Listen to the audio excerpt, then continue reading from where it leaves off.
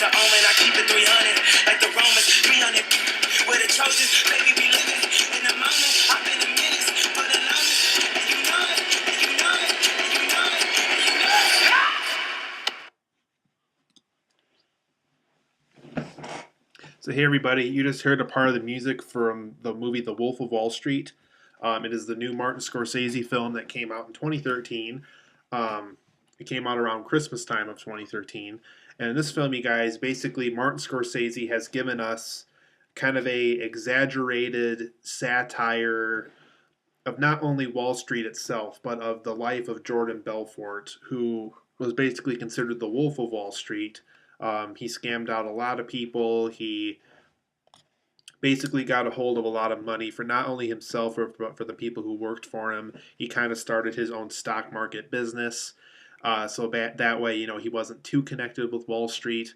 And this film kind of follows his rise and fall of him being a stockbroker, kind of how he went from all this money to all this fame to affording like yachts and mansions and being able to afford these huge things that he did for his two wives that he had throughout the course of his life. And um, kind of how like his business was able to have like these very dirty, very big like hooker parties and things of that nature.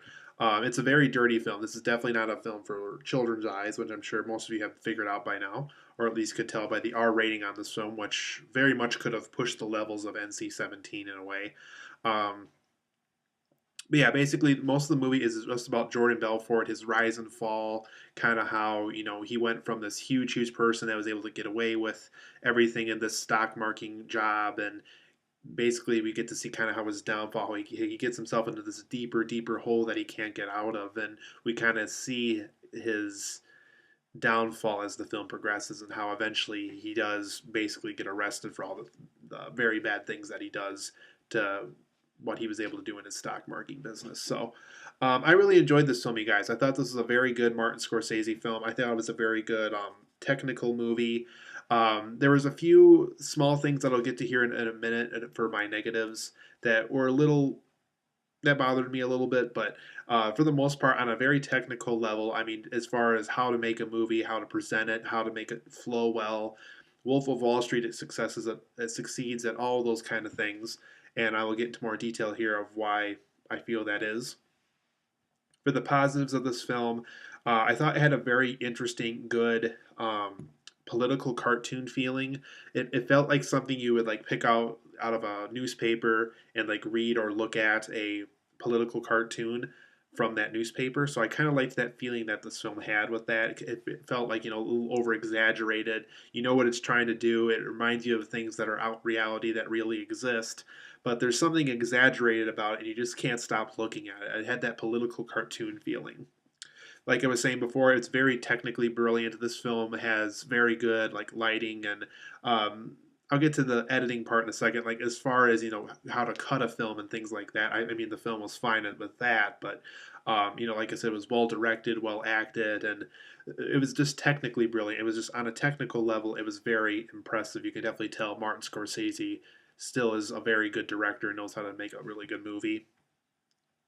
I liked how we kind of got Leonardo DiCaprio's thinking process as Jordan Belfort. I liked how whatever he was thinking about, more than likely it was done through a voiceover. And I really liked how we were really able to get inside the mind of this character and how he was able to think and things of that nature. And it got really fun after a while. Several great performances in this. I can't even name off all of them just because there's so many good performances. Just to name a few, we had Jonah Hill, Matthew McConaughey, Jon Favreau, Rob Reiner. One thing I was really happy with and really surprised with is Spike Jonze had an appearance in this film as an actor. I'm a huge fan of his directorial efforts as a director, and I'm really glad that he was able to act in this film. I know he acted in a few other smaller stuff, like I think he had a role in Three Kings by David O. Russell and things of that nature, but I was really happy to see him in this film, and he did a very good job. And after seeing how good of an actor he is, I wouldn't mind seeing him act in things as well as in directing more things as well. So just several great performances in this. We had Jon Favreau and Rob Reiner, like I said, and just several not only great actors but great directors. It was nice to see all of them in this movie. They all did a terrific job. Whoever played the blonde-haired wife, the second wife that Jordan Belfort had in this story, she did a really good job too. And unfortunately, I haven't seen her in anything else. But I'm sure after this movie, we'll probably see her in more things simply because she really nailed that role in this movie. She was very attractive, very seductive, and just very convincing in this role. I think that will land her more roles in the future. Like I was saying before with the performances, I really liked how we had three big directors act in this movie. I mean, we haven't seen Rob Reiner in a while. I'm sure Jon Favreau is busy with tons of stuff. He's directed the first two Iron Man films, and he's produced the third one, I think. And I know he produced the Avengers, and he directed Elf and things of that nature. And he's acted obviously in a lot of stuff. And then, like I said, we had Spike Jonze also. So it was great to see three directors act in this. It was kind of neat how Martin Scorsese was able to convince them to all do it. I also like how the film avoids too much financial talk. That was one thing I was a little worried about going into this movie. Is okay, it's a Wall Street film. How much are they going to talk about stock market stuff? How much are they just going to talk about like stocks in general and financial talk and things of that nature? Luckily, Scorsese does a good job with avoiding having too much of that. He has just enough of it so it's there, and it's a Wall Street film, and you're in a Wall Street environment while watching it. But I'm kind of glad that he avoided all that financial stuff because really, when it all comes down to it, this film's about Jordan Belfort, and I'm really glad that he kind of avoided the really, really technical side of Wall Street with all the financial stuff and things of that nature. That was one thing I was a little worried about, and I'm glad the film avoided it. I liked the interesting first person narrative the film had. Jordan Belfort's first person narrative very much reminded me of what Mike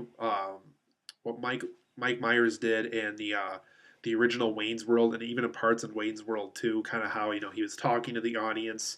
Whenever he was going something throughout the day, or whenever he was telling how his day normally goes and things, it definitely had that Wayne's World feeling, and I'm really glad that it had that breaking the fourth wall narrative. And it was really interesting, and Leo DiCaprio really nailed it as Jordan Belfort. So I'm really glad that he was able to do that in this movie.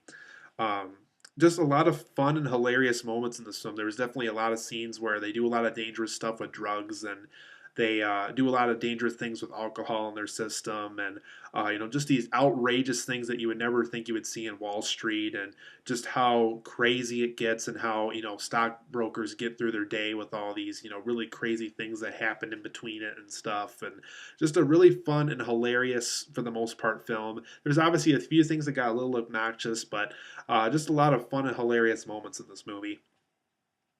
For the negatives of this film, there is a lot of unnecessary and extended footage in this film. You can definitely tell it's 3 hours. You can just feel the length of this movie, and I think that's what really wears the film down. Is just the fact that you can feel that it's long, and it just doesn't feel right. You just know that it just feels a little long, and that they just left too much footage into it, and that Scorsese couldn't have let certain clips go and things of that nature. Like I said, some of them just really didn't add up. Some of them just really didn't need to be in there. It just didn't contribute to the story enough. And I really wish it had more. It got to the point quicker. I guess that's my biggest complaint with it. Like I said, just overall a really long movie. This movie had no reason to be 3 hours. Like I said, I just think 45 minutes of this film could have been cut out. I think if this film was 2 hours and 15 minutes or 2 hours and 20 minutes, I think that would have been more than enough.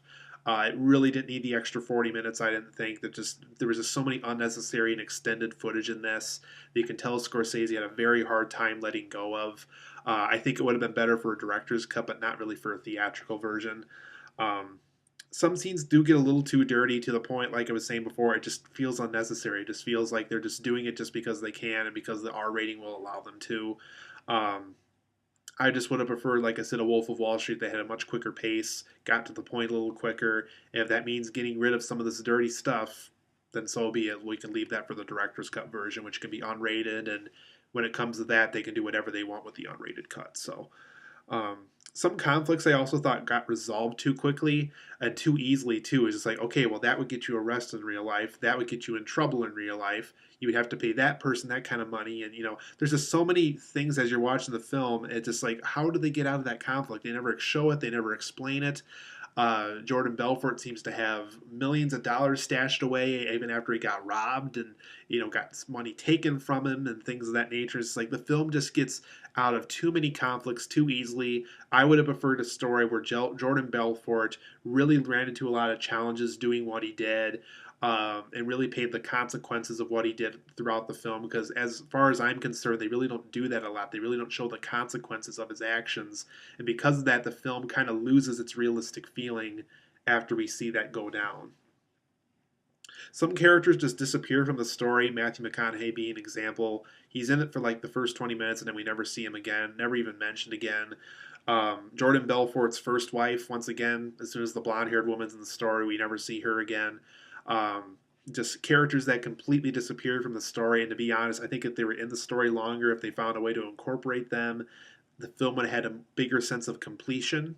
And I think some of these characters that they left in the dust after a while just um, you almost kind of wonder why they're even there if they're going to leave them in the dust. And it just, I don't know. I would have preferred a story where all these characters were connected in some way, and there would have been a bigger sense of completion. Because the ending of this film is a little odd too. It's like, really, that's how you're going to end it?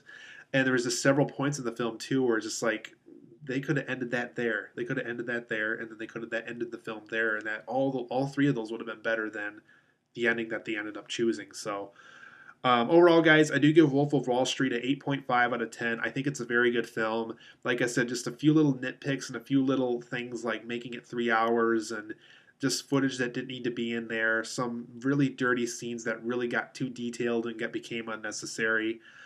Some conflicts getting resolved too quickly and too easily, and just certain characters that feel pretty major that just kind of disappear after a while.